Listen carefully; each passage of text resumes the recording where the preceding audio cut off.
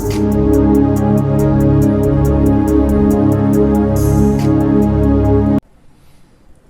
ప్రభువును మన రక్షకుడు అయిన యేసుక్రీస్తు నామమున అందరికీ వందనాలండి. దేవునికి స్తోత్రాలు. పడిపోయిన వారిని అందరినీ లేవనెత్తు దేవుడు, అనుదినము మన భారమును భరించుచున్న దేవుడైన యేసుక్రీస్తు ప్రభువు మనల్ని ప్రేమించి మనకిచ్చిన ఈ నూతన దినమును బట్టి సమస్త మహిమ ఘనత ప్రభావములు మన యేసయ్యకే చెందునుగాక. ఆ కృప కలిగిన దేవుడు మనలను ప్రేమించి ఈ నూతన దినములో దేవుడు మనకిచ్చిన కృపావార్త, దేవుని యొక్క వాగ్దానము. 145వ కీర్తన 15వ వచనం. నీవు నీ గుప్పిలిని విప్పి ప్రతి జీవి కోరికను తృప్తిపరచుచున్నావు. దేవునికి స్తోత్రం కలుగునుగాక, దేవునికి మహిమ కలుగునుగాక. ప్రభునందు అత్యంత ప్రియమైన దేవుని ప్రజలారా, ఈ నూతన దినములో దేవుడు మనకు అనుగ్రహిస్తున్న దేవుని యొక్క వాగ్దానం, దేవుని యొక్క ఆశీర్వచనం. ఆయన తన గుప్పిలు విప్పి ప్రతి జీవి కోరికను తృప్తిపరిచే గొప్ప దేవుడు యేసుక్రీస్తు ప్రభు. ఎందరైతే ఆయన వైపు చూస్తారో, ఎందరైతే ఆయన మీద విశ్వాసం ఉంచుతారో, ఎందరైతే ఆ యేసయ్యను నమ్ముకుంటారో, లేఖనాలలో చెప్పబడిన మాట, అడిగిన వాటికంటే, ఊహించిన వాటికంటే అత్యధికముగా అనుగ్రహించు, కోరికను తీర్చి గొప్ప దేవుడు యేసుక్రీస్తు ప్రభు. దేవుని యందు భయభక్తులు కలిగిన వారలారా, కోరికలు అనంటే ఈ లోక సంబంధమైన కోరికలు కాదు గాని, ఎవరైతే యేసుక్రీస్తు మీద ఆధారపడతారో, యేసయ్య వైపు చూస్తారో, యేసయ్యను విశ్వాసమునకు కర్తగా ఆయనను నమ్ముకొని ఆయన అడుగు జాడలలో నడుస్తారో, ఆధ్యాత్మికముగా వారికి ఉన్న ప్రతి కోరికను దేవుడు తృప్తిపరిచి వారి కోరికలన్నిటినీ తీర్చే గొప్ప దేవుడు. అంతేకాదు, ఆ పై వచనాలలో ఉంటుంది, ఆయన పడిపోయిన వారిని లేవనెత్తువాడు, కృంగిన వారిని ఉద్ధరించే గొప్ప దేవుడు.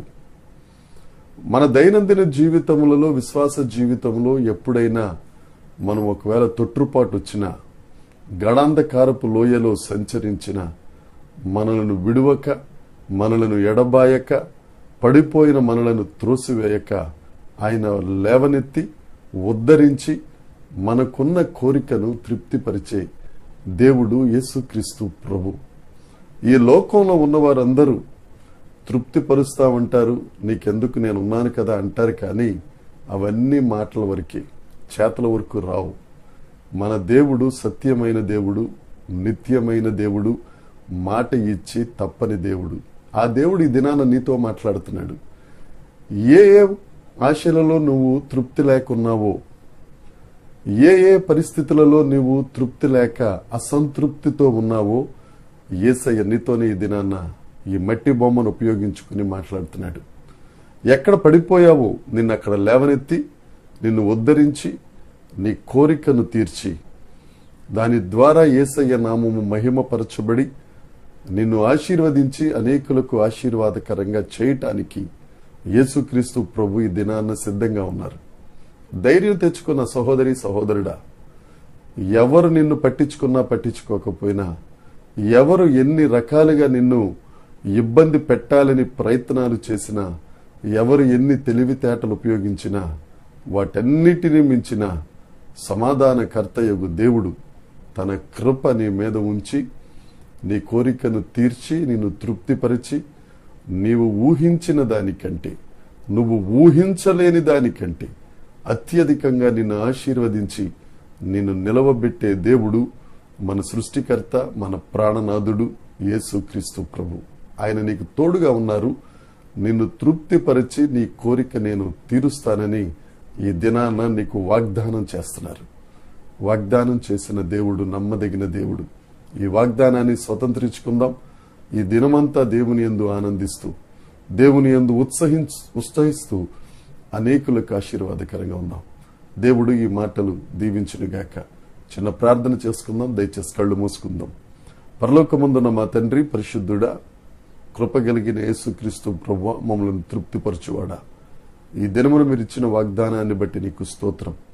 నీవు ప్రతి జీవి కోరికను తృప్తిపరచువాడవు.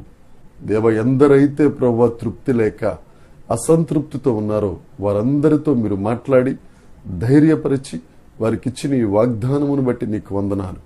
వారి విరికిడులు ఈ వాగ్దానమును నెరవేర్చి ప్రతి ఒక్కరూ తృప్తి కలిగిన జీవితమును జీవిస్తూ నీ యందు ఆనందిస్తూ సమాధానము కలిగి నిన్ను మహిమపరిచే భాగ్యమును మీరు అనుగ్రహించినందుకు నేను స్తుతిస్తూ సమస్త మహిమ ఘనత ప్రభావములు మీకే ఆరోపిస్తూ యేసుక్రీస్తు నామమున ప్రార్థించి అడిగి వేడుకొనుచున్నాము తండ్రి. ఆమేన్, ఆమేన్, ఆమేన్.